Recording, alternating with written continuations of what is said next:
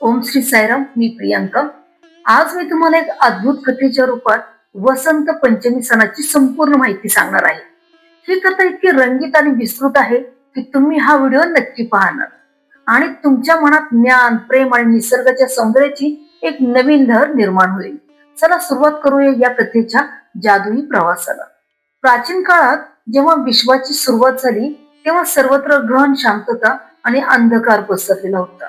ब्रह्माने जेव्हा जीव आणि मनुष्यांची रचना केली होती तेव्हा ब्रह्माने आपल्या संसाराकडे बघितले तेव्हा त्यांना सगळीकडे निर्जन असल्याचे जाणवत होते. वातावरण अगदी शांत होतं, ज्यात कुठलीही वाणी नव्हती. हे बघून ब्रह्मा उदास आणि असंतुष्ट होते.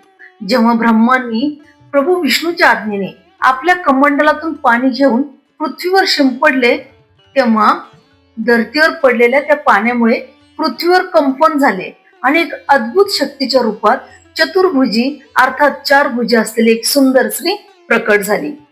त्या देवीच्या एका हातात वीणा, दुसरा हात वर मुद्रेत आणि इतर दोन हातात पुस्तक आणि माळ होती. ब्रह्माने त्या स्त्रीला वीणा वाजवण्याचा आग्रह केला तेव्हा वीणांच्या सुरामुळे पृथ्वीवरील सर्व जीवजंतूंना वाणी प्राप्त झाली. त्या क्षणानंतर देवीला सरस्वती असे म्हटले गेले. त्या देवीने वाणीसह विद्या आणि बुद्धी दिली. वसंत पंचमी देवी सरस्वतीच्या जन्म उत्सवाच्या रूपात साजरी केली जाते. या देवीला बागेश्वरी, भगवती, शारदा, वीणावादनी आणि वाग्देवी यासह अनेक नावे आहेत. तिने संगीताची उत्पत्ती केल्यामुळे तिला संगीताची देवी म्हणून देखील पूजलं जातं. शुभ्र वस्त्र धारण केलेली, हातात वीणा आणि पुस्तक धारण केलेली, ज्ञान, संगीत, कला आणि बुद्धीची अधिष्ठात्री देवता सरस्वती मातेच्या जन्माने विश्वात ध्वनी, शब्द आणि सर्जनशीलतेची लहर पसरली. ती ज्ञानाच्या प्रवाहासारखी वाहते आणि तिच्या आशीर्वादाने माणूस जगण्यासाठी आवश्यक असलेले कौशल्य शिकू लागला. ही कथा आहे वसंत पंचमी सणाची. मूळ जडणघडण कशी आहे ती आपण पाहूया. माघ महिन्याच्या शुक्ल पक्षातील पंचमी तिथीला हा सण साजरा केला जातो, जो वसंत ऋतूच्या आगमनाचे प्रतीक आहे. हिवाळ्याच्या थंडीला निरोप देऊन वसंताच्या उबदार आणि फुललेल्या निसर्गाचे स्वागत करण्याचा हा दिवस. भारतात हा सण वसंत पंचमी किंवा सरस्वती पूजा म्हणून ओळखला जातो आणि तो ज्ञानाची देवी सरस्वतीला समर्पित आहे. या दिवशी सरस्वती मातेचा जन्मदिवस म्हणून साजरा केला जातो आणि लोक नवीन सुरुवात करण्यासाठी हा दिवस शुभ मानतात. मग ते शिक्षण सुरू करणे असो, नवीन घर खरेदी करणे असो किंवा लग्नासारखे मंगल कार्य असो. कथेच्या पुढच्या भागात एका कवीची कहाणी येते. प्राचीन काळात कालिदास नावाचा एक सामान्य माणूस होता, जो अज्ञानी आणि मंदबुद्धीचा होता. एकदा त्याची पत्नी त्याला सोडून गेली आणि तो दुःखी होऊन आत्महत्या करण्यासाठी नदी किनारी पोहोचला. तेव्हा सरस्वती देवी प्रकट झाल्या आणि त्याला त्या नदीत स्नान करण्यास सांगितले. स्नान केल्यावर कालिदासला अपार ज्ञान आणि काव्य कौशल्य प्राप्त झाले आणि तो महान कवी झाला, ज्याने संस्कृत साहित्यात अमर अशा रचना लिहिल्या. ही कथा सांगते की वसंत पंचमी हा दिवस ज्ञानार्जनासाठी किती महत्वाचा आहे. या दिवशी लहान मुलांना प्रथम अक्षर ओळखवले जाते, ज्याला विद्यारंभ म्हणतात आणि ते भविष्यातील यशाचे प्रतीक मानले जाते. पुराणात असेही सांगितले जाते की सरस्वती देवीने ब्रह्मदेवाला विश्वात ध्वनी आणि वाणी देण्यासाठी मदत केली. ब्रह्मदेव उदास होते कारण विश्वात कुठलीही वाणी नव्हती. सरस्वतीच्या जन्माने सर्वत्र संगीत आणि ज्ञानाचा प्रकाश पसरला. आता आपण कथेच्या उत्सवाच्या भागाकडे वळूया. वसंत पंचमीच्या दिवशी सकाळीच लोक उठतात आणि पिवळ्या रंगाच्या वस्त्रात सजतात, कारण पिवळा रंग ज्ञान, प्रकाश, समृद्धी आणि शांततेचे प्रतीक आहे. शेतात पीक फुललेले असते. सरसोच्या पिवळ्या फुलांनी निसर्ग सजलेला असतो. घरोघरी सरस्वती मातेची मूर्ती किंवा चित्र स्थापित केले जाते. पूजेसाठी फुले, फळे, मिठाई आणि पुस्तके अर्पण केली जातात. वीणा, तबला किंवा इतर वाद्य वाजवून संगीत सादर केले जाते, कारण सरस्वती संगीताची देवी आहे. काही भागात पतंग उडवण्याची प्रथा आहे, ज्याने आकाशात रंगीबेरंगी पतंग उडवून आनंद साजरा केला जातो. उत्तर भारतात हा सण शेतकऱ्यांसाठी हंगामाच्या सुरुवातीचा उत्सव असतो. तर बंगालमध्ये सरस्वती पूजा मोठ्या धुमधडाक्यात साजरी होते. पंजाबमध्ये पिवळे वस्त्र धारण करून नृत्य आणि गाणी सादर केली जातात.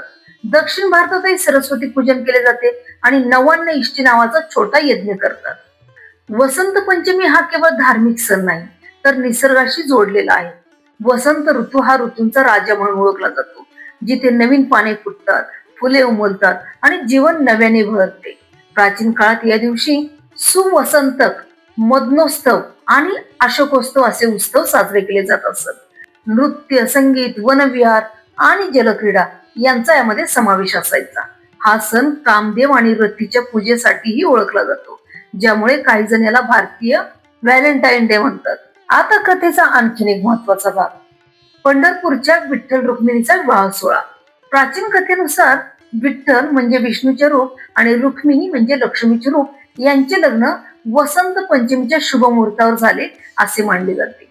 या दिवशी ब्रह्मा, सरस्वती, शंकर, पार्वती, विष्णू, लक्ष्मी अशा इतर देवताही या अलौकिक विवाहाला साक्षीदार असतात अशी श्रद्धा आहे.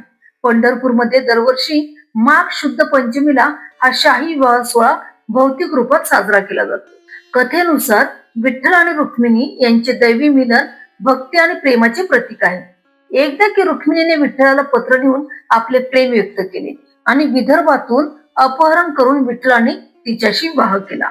हा सोहळा पंढरपूरमध्ये प्रतिकात्मक रूपात पार पडतो. मंदिर समितीच्या वतीने सकाळी 10 ते 12 वाजेपर्यंत विधी पूर्ण होतात. विठ्ठलाला सोन्याच्या मुकुटाऐवजी पांढरे पागोटे आणि रुक्मिणी मातेला पांढरा पोशाख घातला जातो. मंगल अक्षता, मंत्रोच्चार, सनई, चौघडे वाजवून फुलांची आकर्षक सजावट केली जाते. लाखो भाविक या सोहळ्यासाठी पंढरपूरला येतात आणि मंदिर प्रकाशमय होऊन जाते. माघ शुद्ध 1 ते 5 या कालावधीत तयारी सुरू होते. रुक्मिणी स्वयंवर कथा सांगितली जाते, फुलांची आरास होते आणि भाविकांची वारी चालते. हा सोहळा आषाढी एकादशीशी संबंधित नाही, तो फक्त वसंत पंचमीला होतो. या वर्षी 23 जानेवारी 2026 रोजी हा सोहळा संपन्न झाला आणि हजारो वराडी मंडळींनी पंचपक्वान्न भोजनाचा आस्वाद घेतला. ही कथा भक्तीच्या मार्गावर प्रेम आणि समर्पण कसे आणते हे दाखवते. या सणाचे महत्व फक्त धार्मिक नाही तर सामाजिक आणि सांस्कृतिक आहे.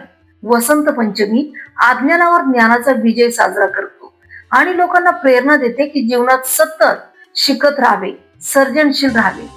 त्रिदेवी म्हणजे सरस्वती, लक्ष्मी आणि पार्वती यांच्याशी जोडलेला हा सण आहे. हा उत्सव आशीर्वादाचे प्रतीक आहे, जिथे हिवाळा संपून नवीन जीवन सुरू होते. हा व्हिडिओ आवडला असेल तर लाईक आणि शेअर करा. वसंत पंचमीच्या तुम्हा सर्वांना हार्दिक शुभेच्छा. जय मा सरस्वती, जय हरी विठ्ठल. ओम श्री साईराम.